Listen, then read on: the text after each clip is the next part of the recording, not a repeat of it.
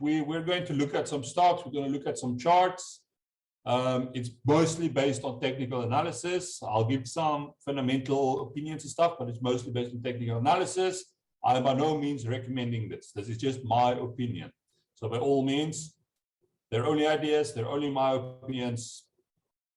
Do your own technical analysis. Maybe listen to someone else. Bring it all together. I'm by no means ever telling you, oh, you should go buy this. You could sell this. It's just my opinion. This is just what I'm getting from the chart by looking at all these indicators.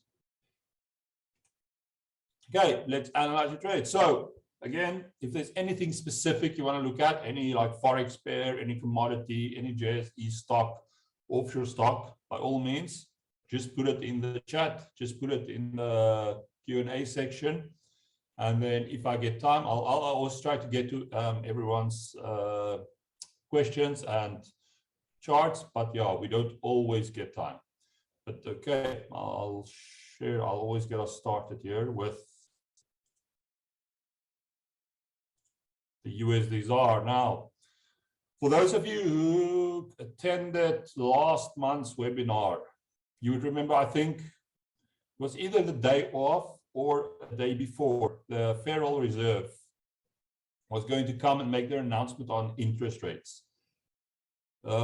So it was around here somewhere. I remember we were around 16 something. I can't remember the exact date. And I told you guys, like, look, if they're gonna come out and they give a interest rate that's higher than the market expects, we can expect the rand to weaken. And it's not that the rand is bad. I mean, yes, we did have our problems. We've had like load shedding, and we've got all kinds of economic problems in South Africa. You also have to remember, like, South Africa is a commodities economy. So when commodities fall, the rand tends to weaken as well, because we get a lot. The rand is very dependent on commodities. We're a very commodities-based economy. We're very similar to Australia. Australia has the same thing. You'll see in Australia, when commodities do well, the Australian dollar strengthens. When commodities do poorly, when they fall, the Australian dollar weakens. So, and we did see some weakness in commodities over this past month. So that's also some of the reasons. Load shedding, commodities, and all those kind of things, also some of the reasons why the rand has been weakening. But it's also been dollar strength. So you would see over this period, a lot of currencies weakened against the dollar. One reason, they came out and they did a 75 basis point interest rate hike. Second, recession fear. So you were seeing US bonds, the yields on US bonds have been going up. When yields on bonds go up, that's usually pretty bad for stocks, first of all, but it's also made people fear like a recession, because a lot of people are scared, like, look, inflation is super high. The last inflation number in the US was like 9.1%. Now you have to understand, we're talking about the US. Even for South Africa, an inflation number of 9.1% would be very, very high. But for the US, it is insanely high. I mean, before COVID and all those things, I mean, you were looking at inflation numbers like 1.5% in the US. So a 9.1% number is just, it's insane for the US. And many people are scared that the Federal Reserve will have no way to fight these high inflation numbers other than to induce a recession. They have to cool the economy down because inflation is starting to run away with it. Because you'll find out inflation is kind of like a self-feeding monster. Like inflation go up, well, what do people want? Well, now we want much higher salaries to stay with inflation. And now there's more money in the system, which means inflation go up again. Oh, we want more money. And it just keeps getting worse and worse and worse. So eventually the Fed needs to step in and say, okay, whoa, this is getting out of hand. So they like hike inflation to try and make it more expensive for people to make debt. And when there's less debt, again, there's less money in the system, and that affects inflation. That brings inflation back down. So yeah, the opinions, a lot of people are scared, like, look, inflation is out of hand at the moment. The only way for the Fed to fight inflation is to induce a recession. And of course, recession is not good for markets. But as a result, and during a recession, people go into safe haven currencies like the US dollar. So that's also one of the reasons why the rand weakened. But yes, like I said, in our previous webinar, like, look, if the Fed comes out and they hike interest by more than expected, we can expect rand weakness. And well, that's exactly what happened. I mean, look, we were at 16, now we're above 17 rand. That's a lot of weakness. But okay, let's see now. At current levels, do we think the rand is a buy or a sell? So to find out, we'll first have to check this like support resistance. To do that, we'll have to zoom out quite a bit. Because the last time the rand was here, if you guys will remember, was at the beginning of COVID lockdowns. So that was about February, March of 2020. So there we go. So that's so far we have to zoom out to try and see. Moment.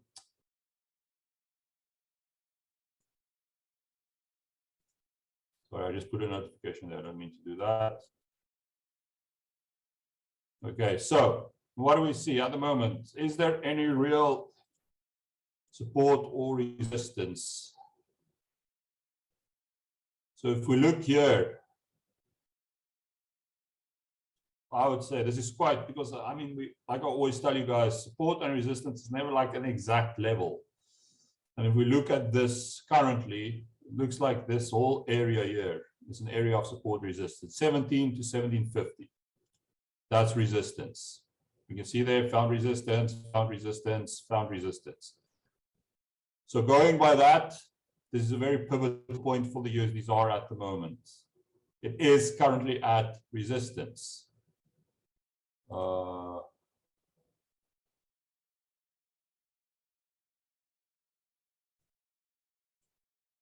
This zoom window at the top doesn't want to go. I'm not sure how to make it go away. I guess I'll just have to get used to it. Okay, so USD currently at resistance. What if we put an indicator? You all know, like my MACD. What's the MACD telling us? Well, I think the guys who attend my webinar often already know where I'm going with this one. What do we see there? That is quite the divergence, a bearish divergence. So what, for the new guys, what do I mean with a bearish divergence? If we compare these highs on the chart, we can clearly see a new high has been created.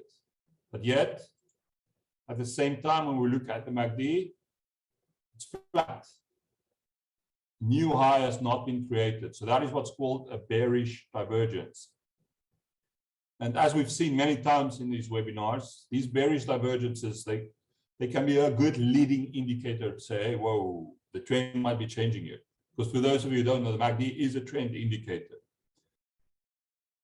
But when you start to get divergences like this is telling you, hey, wait. We might be getting, the trend might be changing. The rand might start to strengthen again. So let's just see if there's another good example of a divergence on this chart.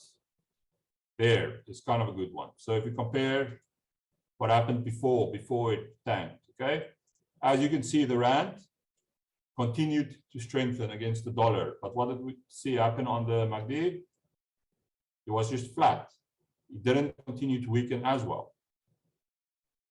So as the rand strengthened, well, okay, let's say as the USD pair, because it's kind of always complicated when you're talking about Forex, because it's always, you can't really say, oh, it's strengthened, weakened, because, well, yes, one strengthened, one weakened. But let's say the pair as a whole was weakening, it was coming down. But on the MACD, it was just reaching the same levels. So it was telling us, hey, wait, keep an eye on this, because the trend might be changing. And then look what happened. The trend did change. So these divergences can be very, very good leading indicators. As I've told you before, though, many times before, though, it's not always the case. They can be false. It's not like 100% of the time when you see a divergence, definitely it's going to happen. Good example, kind of, well, not really. We will see an example, I can guarantee you, somewhere during the course of this webinar. We'll see where this divergence wasn't necessarily correct. But these are good examples. This is a good example where it was correct. And we're seeing the exact same thing happening here. So the thing to keep an eye out now is, because the Fed will, again, within the next few days, they will be talking about interest rates once again. And after that inflation number of 9.1% came out, a lot of people were, oh, whoa, whoa, the Fed is going to hike interest rate this time by a whole 1%. And again, this is a big deal for America. That 75% hike last month was a big deal. Usually when the Fed hikes or change interest rates, we're talking about 25 basis points. We're talking about 0.25% interest rate hike. They up it by 0.25% or they lower it by 0.25%. It's very rare for them in the last 20 years to do more than that. And then what did they do last month? They did 75 basis points, 0.75%. So that was a massive hike. I think it was the first time in like 20 years, more than 20 years, that they did a hike of 75 basis points. So that, just to give you an idea how big deal that was. So anyway, when they came out with that inflation number of 9 point, I think it was 9.1%, 9 point something percent, the expectations from the market was, okay, well, the Fed, the next interest rate hike is going to be a full 1%, 100 basis point hike. And that is why you saw a lot of, like, first of all, rand weakness. You saw markets crashing, because again, it goes back to, oh, the Fed is going to induce a recession to tame inflation. But then since then, markets, like some of the Fed governors, which remember, you've got Jerome Powell at the top, but they've got these like regional Fed areas in Cleveland, New York, I think there's one in San Francisco, and all those areas with their own like little sub governors. And these guys came out, I think 2 or 3 of them came out and said, no, we don't support the 1% interest rate hike. So the market expectation have come back down again. And you would see markets in the last few days kind of recovered again. So it's very important to see, well, okay, what's the Fed going to do in the next few days? If they're coming out and say, oh, no, actually, we are going to do 1%, same story as last time. You're going to probably see the rand weaken. If they're saying, no, we're probably just going to stick to 75 basis points or less, you will see the rand beginning to strengthen. So it's a very important level to watch, or to watch what the Fed says in the next few days. But okay, technical analysis point of view. We've got ourselves a bearish divergence, 1. 2, we are at resistance. So far, going by these 2 indicators, the USD ZAR currency pair looks like a short. Let's just test 2 more indicators. I know you guys also like the RSI, so we put on the RSI, relative strength index. Okay, relative strength index. For those of you who don't know, between 50 and 80, bullish, below between 30 and 50, bearish, but once you go over 80, that is considered overbought. So that's bearish again. So at the moment, we're not yet there, but we're very close. We're very close to overbought, but we're not there yet. So that is one bullish signal. So the RSI is saying, no, this is not a short just quite yet. I mean, we're getting close to a point where it's a short. We're getting close to a point where you want to sell your USD ZAR, but not currently. Okay, so that's one bullish indicator. Let's try our Ichimoku. Okay, this one also very bullish. For those of you who don't know, this is your leading indicator predicting bullishness. It's predicting that it will continue to go up. Your lagging indicator, it's above where price was 26 days ago. Bullish, short-term indicator, and medium term, it's like big gap, that's also bullish. So at the moment, we've got 2 bearish signals, 2 bullish signals. Bearish signal, resistance, MACD, divergence. Bullish, RSI, Ichimoku, bullish. So I think we kind of need a catalyst here. We need to keep an eye on what the Fed is going to say, and then we can decide, okay, is this a buy or a sell?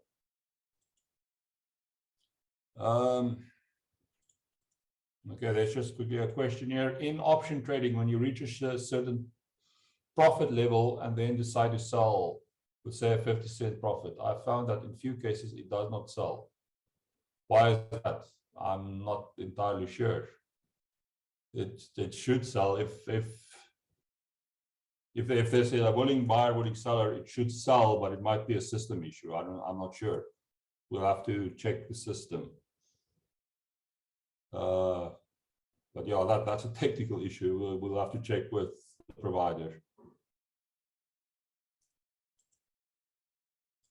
Okay, let's just move. Okay, next one. You guys will all have seen. Now let's go to Brent.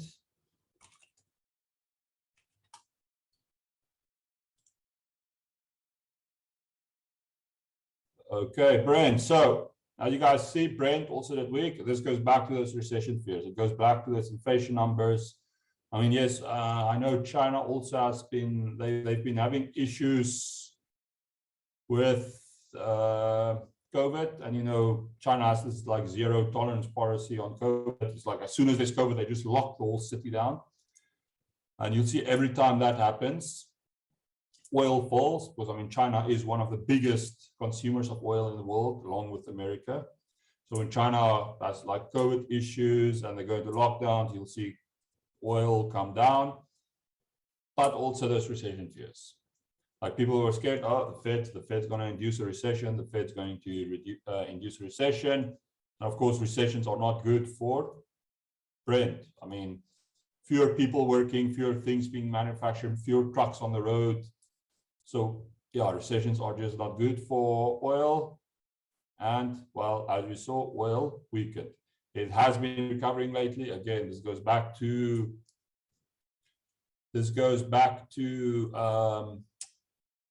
people saying, oh, those Fed governors coming out and saying, look, we don't support a 1% hike.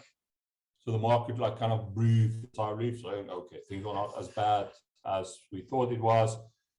So you saw a bit of a recovery on oil, but if we look here, there is some resistance here, and oil is getting kind of close to it. At $110 a barrel, there is resistance. So this is kind of like you see there. Came close. I mean, yes, fine. It broke out, but then it came right back down again. Broke out, came back right down again. Then finally, it did manage to get back out, found support, broke back below again, and then resistance. So now again, it's back at resistance. That $110 a barrel level seems to be where it has equalized. If we look at the RSI, it's giving us a reading of 45. That's below 50. So that is bearish. And it's way above 30, where it would be considered overbought. That's bullish again. So it's a long way away from that. So that again is bearish. Let's put the Ichimoku back on. Look at that cloud. It has changed from green to red. So now it's predicting bearishness for Brent. It's saying, oh, we're thinking Brent will come down. Same thing, lagging indicator way below where price was 26 days ago. Bearish. There's your, this line's a bit dark, this dark blue line. Let's see if I can change it. Something that's a little bit more visible. Let's change it to yellow. Okay, there you guys can see the yellow line. Big gap between your short-term and medium-term moving average. Also very bearish. So there's two bearish signals. Let's put the MACD on.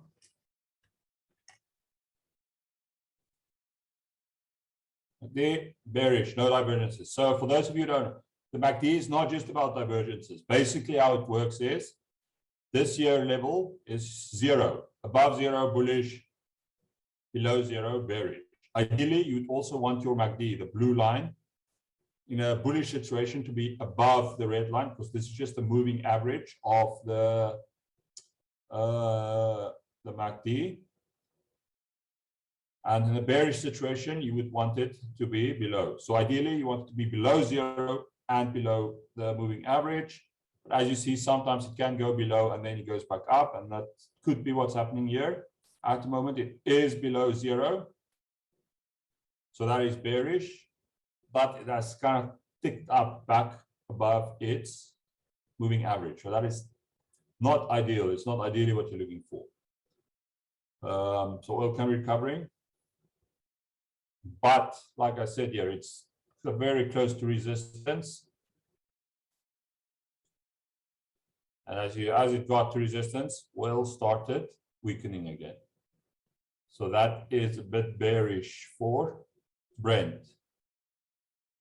So of course, now what do we look at? Let's look at Sasol, because Sasol is like the share price of Sasol is very much linked to the performance of oil, because Sasol at the end of the day is an oil company. And as you can see, it's almost similar. Came up, boom, it's been weakening. Okay. Sasol, bearish trend, just like oil, it's starting to tick back up again. The reason why you won't always see it exactly the same is because at the end of the day, Sasol is selling oils for dollars, and the rand has been weakening. So you kind of have to factor that in as well. It's currency risk as well. If the oil weakens, but the rand weakens with it, it kind of mitigates a lot of it. But yeah.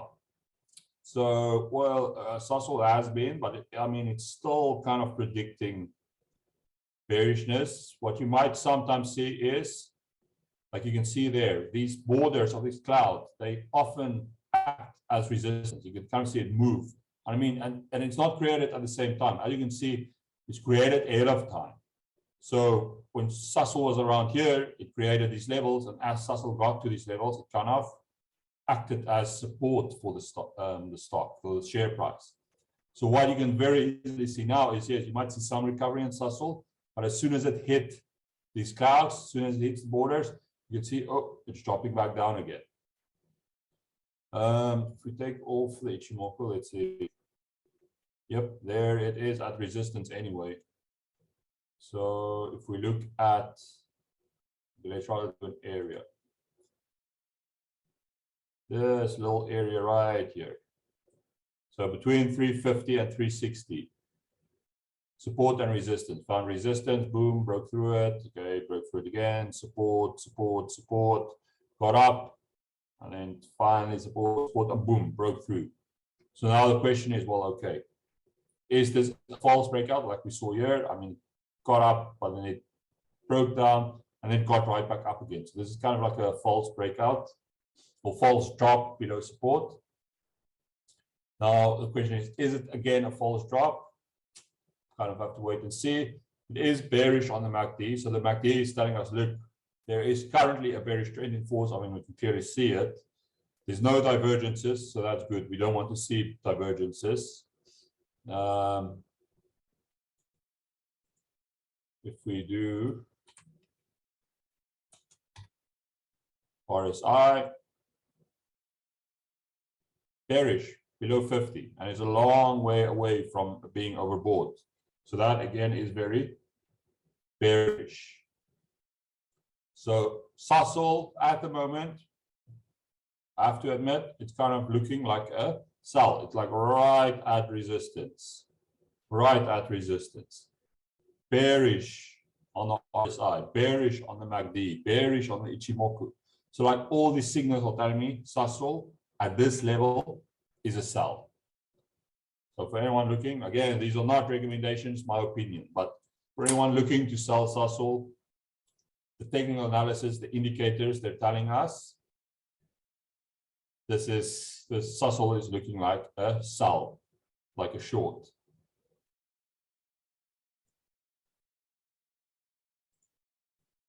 Okay. Let's have a look at gold. So you would see gold has not been performing well. As you can see, gold has been having a horrible time of it. And many people are like, well, why? Because people always hear like, oh, gold's an inflation hedge. So when inflation is high, we should buy gold. Well, no, not entirely. What I would rather recommend you look at if you're trading gold, look at the US dollar, look at treasury yields. Because you will see a lot of time when there's dollar strength, it's usually because of treasury yields. Okay, so in currencies, there's always what is known as the carry trade. Where am I going to earn more interest? So if you compare, for instance, the euro to the dollar, you'll see like the euro. Actually, let's quickly have a look at the euro first. You'll see that the euro briefly, and those were the big moments, because the euro was always like, well, you always had to spend like over $1 to buy €1. But last week, what happened? Euro USD went below 1. So that means for the first time, I think ever, maybe, I'm not entirely sure, you could get $1 for €1. They were like at parity. I mean, it went down to like 99 briefly, but it was pretty much $1. And one of the reasons was like the ECB, the European Central Bank, they've been very slow to hike interest rates. And they've also been having inflation issues. It's not just the US, like inflation issues have also been happening in Europe, UK, but they've not been as aggressive with their interest hikes as the Federal Reserve in America has been. So there's a carry trade. Well, saying, well, okay, if I sell my euros and I buy dollars, I can earn more interest on my dollars than I can on my euros. So what happened? The dollar strengthened and the euro weakened. Of course, it's also an issue of recession fears. Like I said earlier, recession fears, people go to safe haven currencies. The US dollar is a safe haven currency. The Swiss franc is a safe haven currency.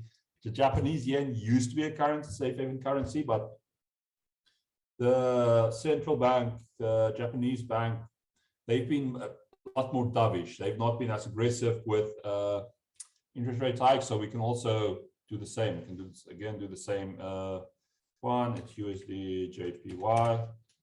You'll see there. The Japanese yen has not been doing well against the dollar at all.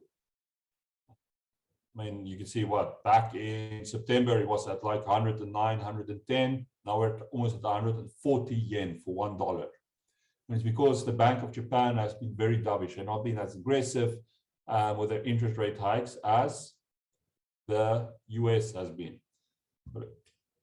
Okay, so again, it goes back to the carry trade. I can earn more interest in the US because if you look at treasury yields, they've been going up. So people move to dollars so they can get more interest on US bonds and US bank accounts and whatnot. And if you buy, supply and demand, US dollar is in high demand, Japanese yen, euro, South African rand, low demand. So dollar strengthens, other currencies weaken. Now, but going back to gold, okay, going back to gold, same thing. Remember, gold doesn't pay interest. Gold doesn't pay dividends. Gold only gives you capital growth. That's it. That's the only thing you get from gold. You're not going to get interest. You're not going to get income. You're not going to get dividends. You get nothing from it. So when interest rates are high on treasury yields, what do people do? They'll say, well, I'd rather sit in cash. I'll take my cash, go buy bonds, go put it in a savings account and earn interest, get income from it, which I'm not going to get from gold. And that right here is why you've been seeing gold weaken. It goes back to the Fed hiking interest rates. It goes back to that high inflation number last week, making people think, oh, the Fed's going to hike interest rates again. That is not good for gold. But okay, looking at gold though, so it does have there. Again, it's never exactly level. It's kind of an area. So let's say this area here. Yes, it did go a bit lower, but usually it looks like this area here. So gold at between 1,720, 1,700, that $20 range per ounce of gold seems to be support. If we zoom in, we can see, let's just make this a little bigger. The RSI, look at gold. Gold is now at 29.2. That's the level there, 29.2. So gold is now below 30. Sorry. And as we've mentioned before, what happens when the RSI dips below 30? It's no longer bearish. Now we're in oversold territory. That is actually bullish. So that's a bullish signal. Two bullish signals we've got in gold at the moment. One, gold is oversold. Gold is at support. Let's see what the MACD tells us.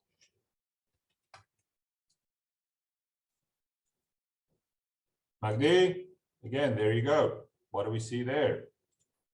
Gold has clearly been going down. But on the MACD, what do we see? Yes, it's gone down, but I mean slightly, ever so slightly. It's not big. So that is bullish divergence. There you go. 3 bullish signals on gold. So going by the technical indicators, gold kind of looking like a buy. So, okay, if gold is a buy, what about gold miners? Not quite so. We can look at AngloGold as an example. So it's not entirely straightforward, just saying, oh, well, if gold goes up, gold miners will go up when talking about South African gold miners. Because remember, when I told you about Sasol, this was this currency component as well. It's all good and well if gold goes up, but if the rand strengthens again, goes back to 16, 1550, it kind of negates some of that growth. And you might just actually see that. I mean, for gold to strengthen, it will require dollar weakness. So, yeah, it's hard to say, but I mean, we can have a look. I mean, just from the get-go, we can see same thing. AngloGold has been weakening, but yet on the MACD, it has actually been going up. That right there is a bullish divergence. So that's a bullish signal on AngloGold. Let's see if there is any support or resistance. We might have to zoom out a little bit.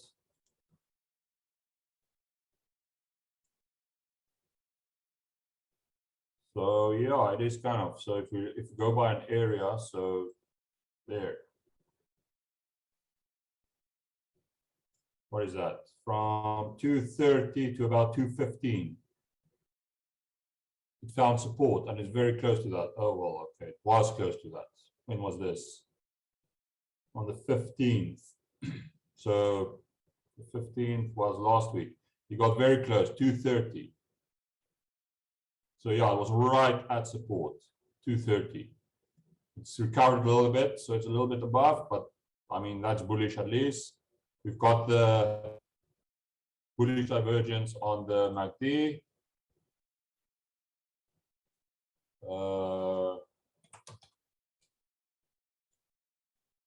RSI, oh, that is not quite so, but I mean, it's still the RSI, you get the same thing. There's a bit of a divergence though.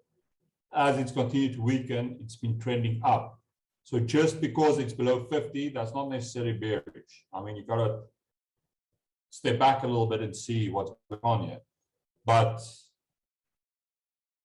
as it's been trending down, it has been trending up. So it could very easily be trending back up to above 50. So this is not necessarily a bad signal.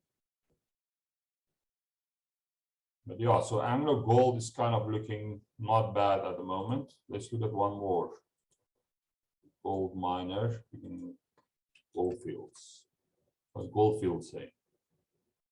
Okay, Goldfields, kind of same thing. As you guys see, resistance, resistance, resistance, resistance. Finally broke through, but was false, kind of resistance again. Okay, came back down, a little bit of resistance. Finally broke through, support, support, support, got back down, came back down, hard sell, but now support. Now it's kind of like stuck at this level. It's finding support again at 150 a share.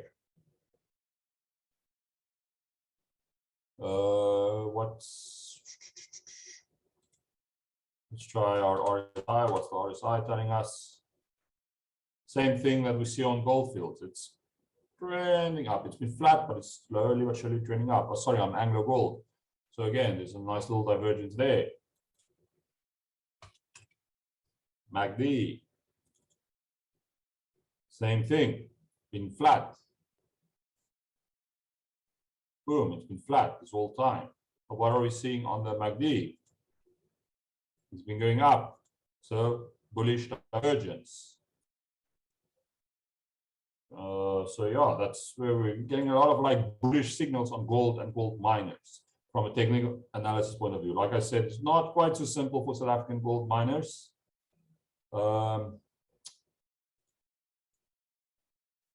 Because there is that currency component as well. I mean, if you want to go straight gold, fine. I mean, it's just in dollars.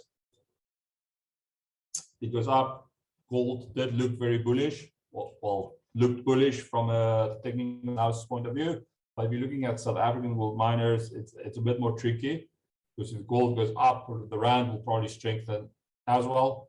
The question is just how much. As long as gold goes up by more than the rand strengthens, it could still be, you will probably see the share price go up. Yeah, gold is looking good at the moment if you're looking to open a trade on gold. Okay, I'm just going to switch. Let's look at some offshore ones.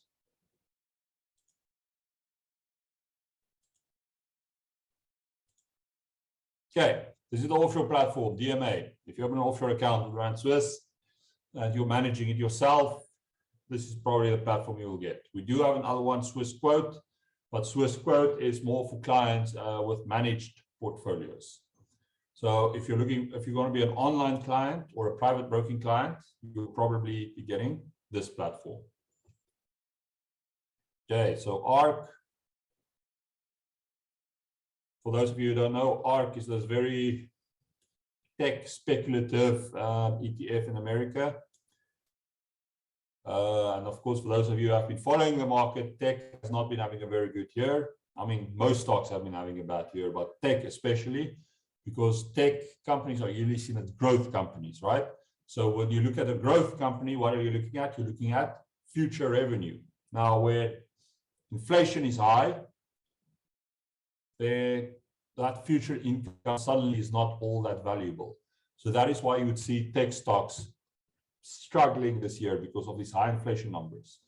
It was all good and well before inflation was high, because then suddenly, oh, like these tech companies are going to make a lot of money in the future, so they did well. But now inflation is at 9.1%. Suddenly that income is 9.1% less valuable.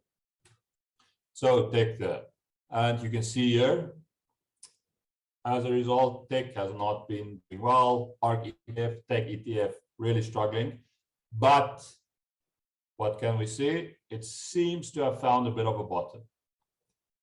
So we are right here at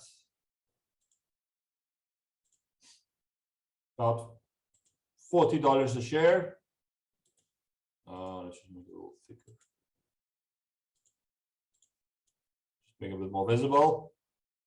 ARK has been finding support. So that at least looks like it has bottomed out. Like the market is now fully priced in all this inflation for the moment. Of course, a big holding in ARK is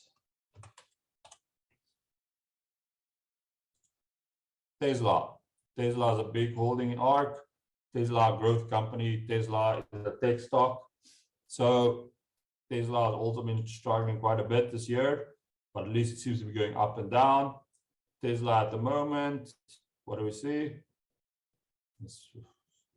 Tesla is a very volatile stock, so I'm not too surprised, but seems to have a big area of support. That's a big area of support and resistance. Again, like I said, it shouldn't be too surprising because Tesla is a very volatile stock. Oh, there's a previous line. I'm just going to move this one.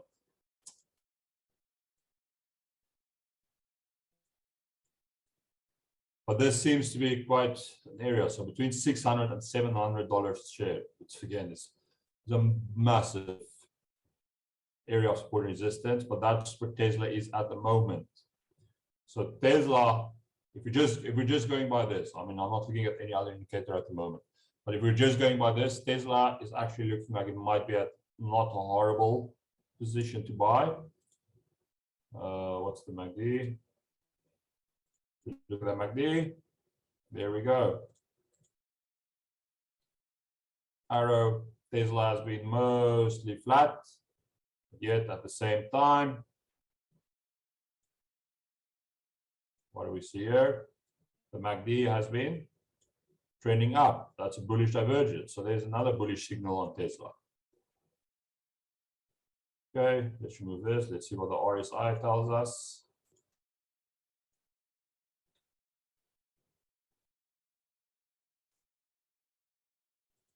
Boom, bullish. Again, another bullish signal on Tesla. It has now It was low, was at oversold, been trending up, up, up, and now it's back above 50. So that's another bullish signal on Tesla.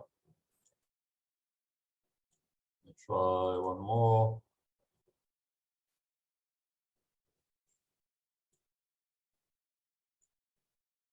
Yeah, that's kind of the only, this one is not looking quite as bullish. As you can see, now let's just change the cloud. But yeah, so orange cloud good, red cloud bad, or brown cloud bad, I guess. I don't know if that's red or brown. But okay, so it's still got a big. So it's still predicting bearishness for Tesla. As you can see, I told you guys before, what happens sometimes, these borders of these clouds, they can act as resistance or support. It seems like, boom, found resistance, not coming back. So it's kind of a pivotal point, what happens here. When you see your lagging indicator like this, moving in between price, that is actually, that's not bearish or bullish. That's pretty much saying, look, the stock at the moment has no direction. It's kind of like the same when we looked at that ARKK just now. It was just moving flat. It seems to like sold off, and now it's kind of bottomed out, and now it's flat for a while. It's as if the market is saying, look, okay, we've priced in everything we know. Now we're waiting for some new information. We're waiting for a new catalyst to tell us, okay, should we buy and start going up? Or is the new information we need to take account say, okay, we need to price this in now, we need to sell in a bit more. One of the big things to watch, like I said in the beginning of the webinar, the Fed announcement, next few days, keep an eye on it. What are they going to say? If they're coming out saying, oh, we're hiking interest rate by 1%, probably not going to be good. You're probably going to see markets sell off. If they're saying, no, we're only doing 75 or 50 basis points, again, even though it's massive hikes for America, the market has already priced that in. They kind of expect it, so that you might actually see markets starting to recover a little bit. But at the moment, we can see, okay, there's nothing going on. It's like the market is kind of saying, okay, we don't know what to expect. We're still trying to figure out, we're waiting for some news. Doesn't mean this cannot be traded. I mean, just because a stock doesn't have direction doesn't necessarily mean, because a lot of time what you'll see is, I'm actually going to take this off just to make it more possible.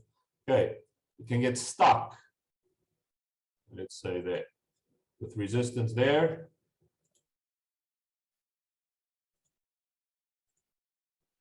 And then support around there. So what you can see, it keeps bouncing in between this range, so between 650 and 750. So if you want to trade it, I mean, it's very simple. What you do is, as soon as it gets to 650, you buy. As soon as it gets to 750, you either just take your profits, or you can flip your position, and then you can go short, hoping it goes back down. So just because it's trading sideways does not mean it cannot be traded. It definitely can. I mean, it's a $100 move each way, so there's money to be made here. But eventually it's going to break out. But at the moment, the market's waiting for that catalyst. Okay, but yeah, that's Tesla. We can look at one more stock.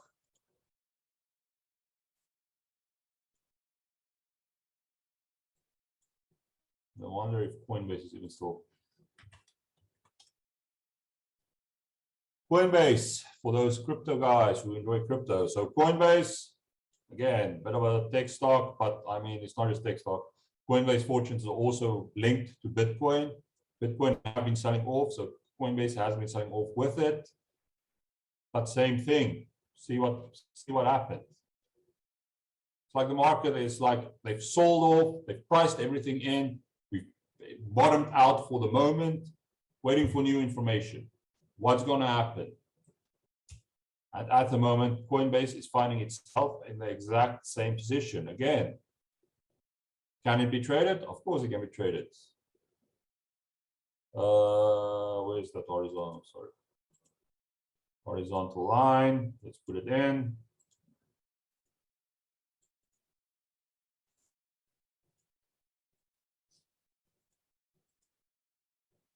There you go. There's a range.